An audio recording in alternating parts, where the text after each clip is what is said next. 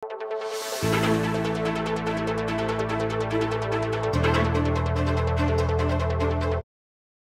mga nakalipas na linggo, laman ng balita hindi lamang dito sa rehiyon kundi maging sa buong bansa at ibayong dagat ang iba't ibang krimen sa Central Luzon, partikular na sa Pampanga at Tarlac. Kabilang na rito ang pagkawala at pagkakatuklas sa bangkay ng magkasintahan na sina Geneva Lopez at Kicha Cohen.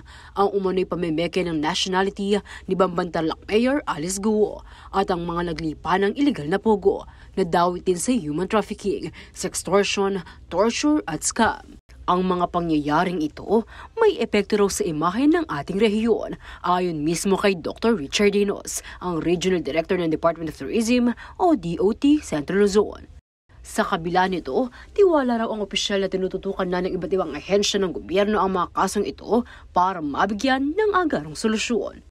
Well, I have great confidence with, of course, our partners in terms of government service, no, yung mga nakaatang kung sino man ang kailangan tututok dyan. But of course, it will affect the tourism, but of course, we really have to continue.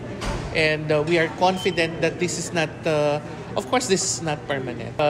In God's perfect time, He will have to answer all those challenges. No? But we are so confident that our security forces will do something else. And I think they're doing their part now. As of July 2024, umabot na raw sa 1.2 million ang foreign and local tourist arrivals sa Central Luzon. Ayon pa sa DOT Region 3, pangatlo ang China sa top foreign markets ng rehiyon.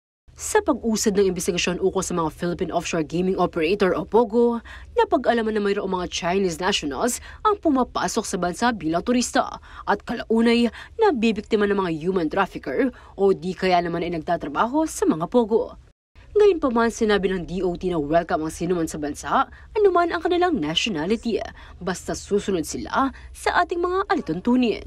We would gladly welcome them because they're just probably a parcel, if not just a little of a number. But of course, everyone else is very welcome to come and visit for as long as, of course, they follow our mandates.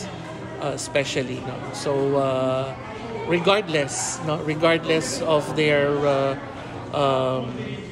nationality, no? We will be here to welcome them for as long as they are within their limits, they are following standards and of course mandates on what is supposed to be a tourist. Samantala, ipinagmamalaki ng DOT Region 3 na mas maraming magagandang bagay ang makikita sa Central Luzon na kailangang i-appreciate at ipagpasalamat kaysa sa mga masasama. Liana Canilaw, CLTV 36 News.